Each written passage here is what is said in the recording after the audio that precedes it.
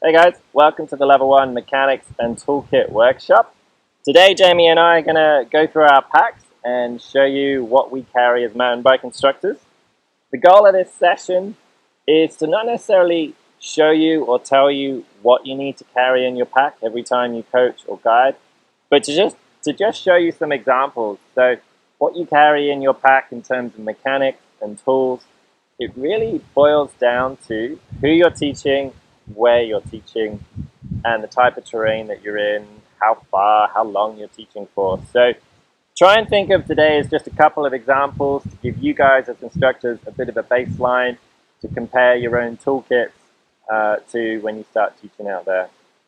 So first things first, one thing to talk about is, do we put all our gear in bags, or do we put it on the bike, or do we split it up?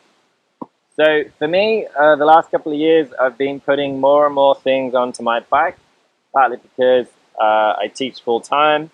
I'm riding all the time. This is my 22nd year coaching mountain biking, and my body definitely likes not carrying stuff unless it has to. So things I've been doing recently, putting tubes on the inner tubes, spare tubes onto the frame.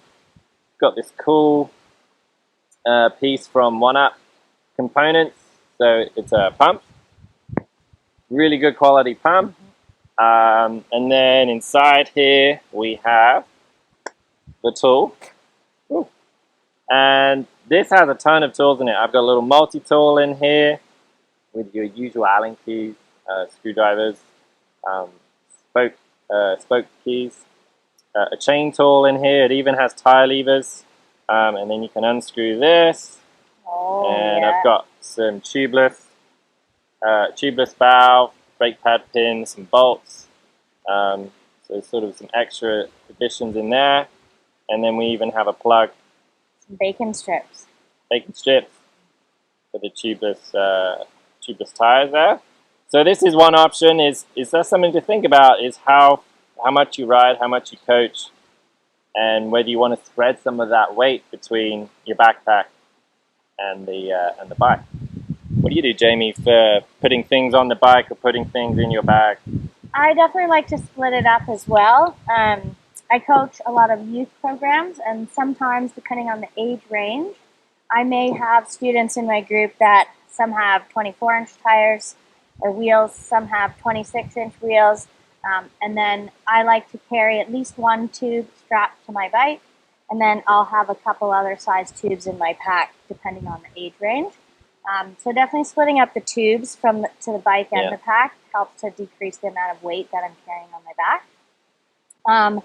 I too have the 1UP pump. I often choose to carry my multi-tool in my pack just because sometimes I have some troubles getting the little top off of my pump. So just for quick access. I put an extra multi-tool in my hip pocket here so I can quickly pull it out whenever I need. Yeah, so these little side pockets are really great for snacks, quick access to tools. I'll often put my multi-tool in one of the side pockets. I've got another little compartment where I have my bacon strips for tubeless punctures. I have a full wrench for my spoke wrench. I'll usually carry a couple extra links for a few different size chains. Carry an extra little Torx, just depending on what you might need to get access to. Sometimes the multi-tool isn't not quite the right fit for those hard to access spots. Cool. Awesome. Yeah, and I think the key here is again just to try and personalize it, and if in doubt, put it in the bag. You always want to be over prepared than under prepared. So as much as I have my wonderful 1UP pump and all the multi-tools in there on my bike, I still take some needle nose pliers. Do a ton of things with these, getting thorns or glass out of tires. Put tire cutters on it as well. So this is a great tool that you can use for a number of different trail. I actually carry also. This isn't quite efficient, but it is great if you bend a disc. So if you're far out on trail and somebody has a crash and bends a disc, a good adjustable wrench can help fix that in a pinch. I have another tubeless patch kit in here, so some more little bacon strips. So just as a backup, bunch of zip ties. Yep. You can fix so many things with zip ties. Broken shoelaces, broken straps on bags. If you snap a chain, you want to zip tie the rear mech out of the way so it doesn't get caught. Obviously cables, loads of tools for zip ties. Yep. Definitely carrying a shock pump in your pack is a pretty big necessity. Just especially working with your newer clients at the beginning of your session with some suspension setup. If you don't have that with you, it's going to be pretty hard to help your riders or your students to fine-tune some of their bikes. And as you can see, Jamie and I have a digital shock pump. You don't have to go that fancy, but they are a little more accurate and user-friendly. Yeah, great tool for sure. What else? What else? I really like these tire levers. They are just a super B, pretty generic tire lever. But the reason I like these is they're plastic on the outside, but metal on the inside. So nice and strong. But the plastic is a little more forgiving on the rims and pinching tires, things like that. So dig around. There's some pretty horrible tire levers out there, and you don't want to be fixing tubes and tires and your tire levers snap. So it's definitely worth spending a couple extra dollars to get some good quality tire levers. What else we got? I'll usually carry an extra derailleur cable just in case. If you have somebody, if you're especially on a longer ride with your students, and somebody just breaks a derailleur cable, rather than it ending the day, if you have an extra cable, pretty easy to thread that in, and then you're good to go for the rest of your day. Yeah, I have one just slipped into where I put my water bladder, and I almost forget that it's there. But it doesn't weigh anything. It doesn't take up any space. Always no excuse not to have a couple of gear cables in your pack. I like carrying these. You've seen my multi-tools, but a couple of just separate, really small Allen keys. Great for adjusting lever reach. And some of the smaller things you might need to on the bike, especially if you coach kids, which I do quite a bit and my staff do. So this is a great little tool. And again, very small, very lightweight. It's easy to stash into your bag. And then something a little different I have than from Paul. So Paul's using the chain brake tool on his one-up tool. I find the slightly larger but still travel size chain brake tool a little easier to work with. Especially if you're, you need a little extra strength. Sometimes the one-up one is hard. Yeah, you're right. That's the only thing I probably don't use in that one-up tool is actually the chain breaker. And I've had this since I was a teenager. It's like a 20-year-old chain tool here, people. Nice. But I love it. It's big, it's long, it's tough, and it still works for all different types of chains. So the other thing too is not just being able to fix things, but being able to do them fairly efficiently and quickly. You don't want to be taking half an hour to fix someone's tire or 20 minutes to repair a chain. So something to think about. I like to do this. I get a couple little Ziploc bags, and then I just throw in some loose bits and bobs. I got some more tubeless strips there, bacon strips. And then in here, probably can't see, but I'll just let you know, some different chain links, 12, 11 speed, brake pad pin, chain guide bolt, some cable ends. Extra valves. Another tubeless valve. So again, you're trying to find some efficient, simple, easy ways that you can just pack in all the tools you might need or your students might need without having to, carry around a 20 kilogram bag. I've definitely seen coaches over the years, I don't know if you have, Jamie, that they're almost carrying everything every time they coach, and then you kind of feel their bag and you're like, oh my lord, that's heavy. I mean, what do you feel about that? Do you think we should just pack everything all the time? Do you think we should tailor it a bit more? I personally feel that I will have some different approaches based on the group that I'm working with on that day. So if I know we're pretty close to the access to outside assistance, and we're in one smaller contained area that's maybe a little more of a controlled area. I'll probably scale down my pack a little bit, so I might not have to worry about bringing as many tools because we're just the nature of where we're working.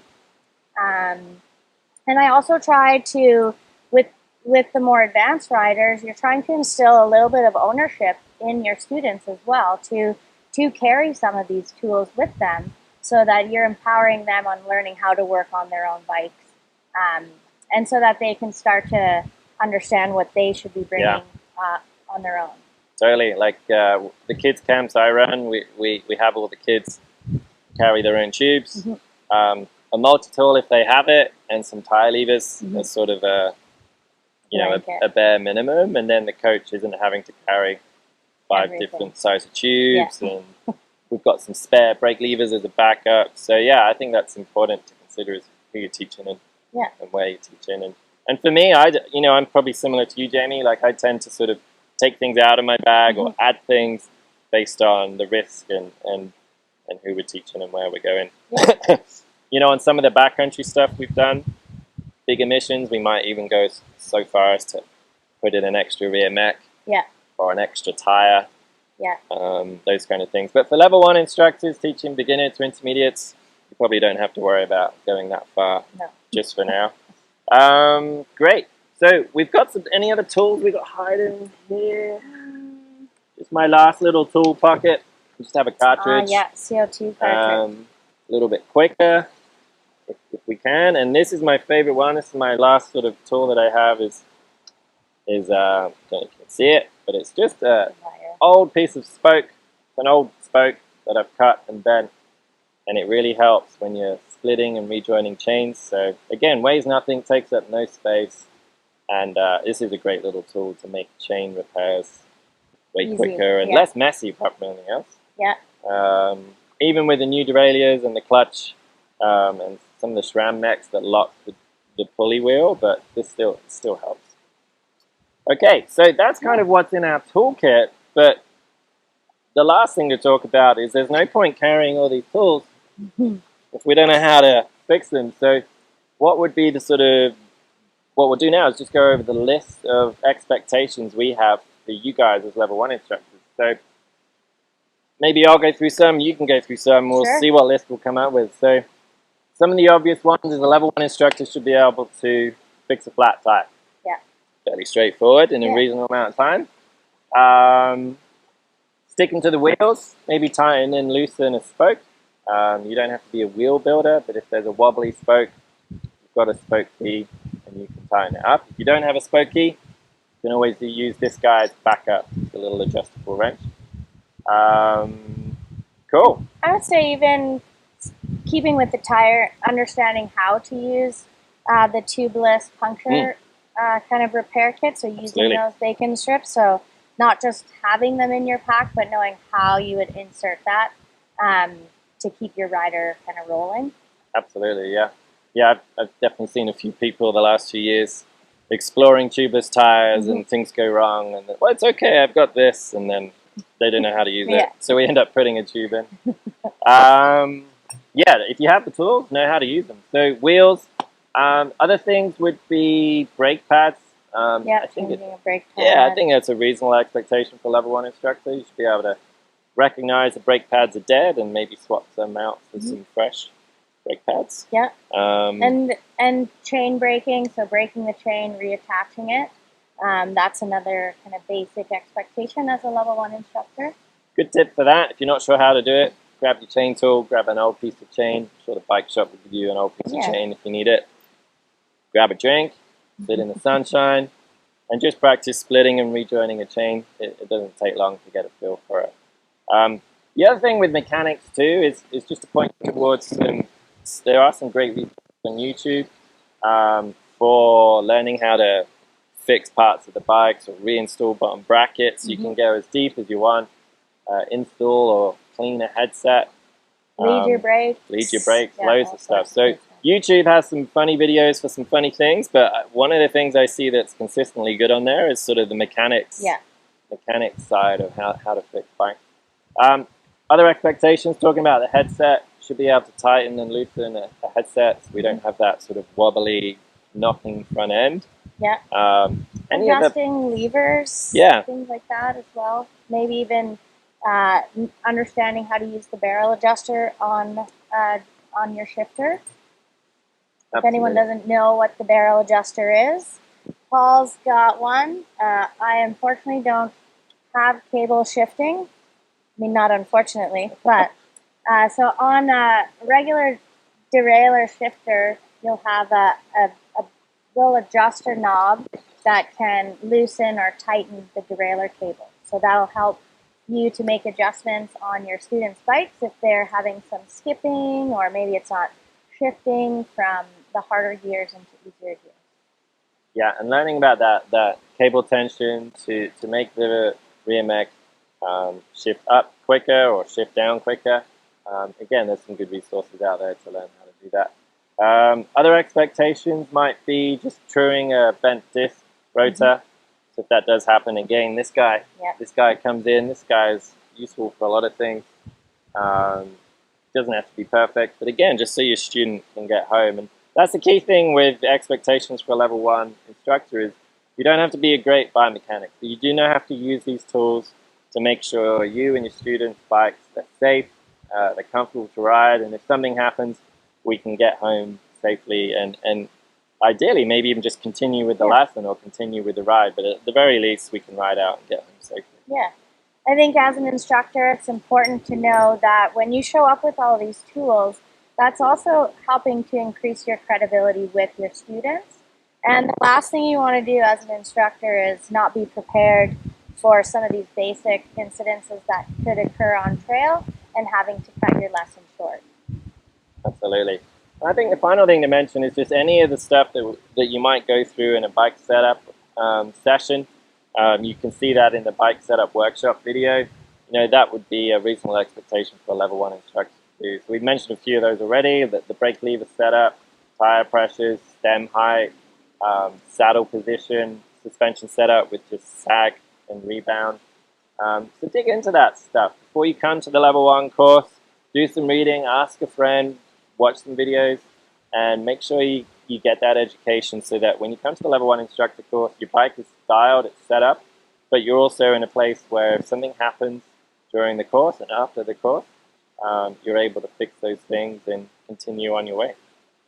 Yeah. Sound cool? Stuff. Sounds good. All right, that's it for this workshop. Thank you for listening.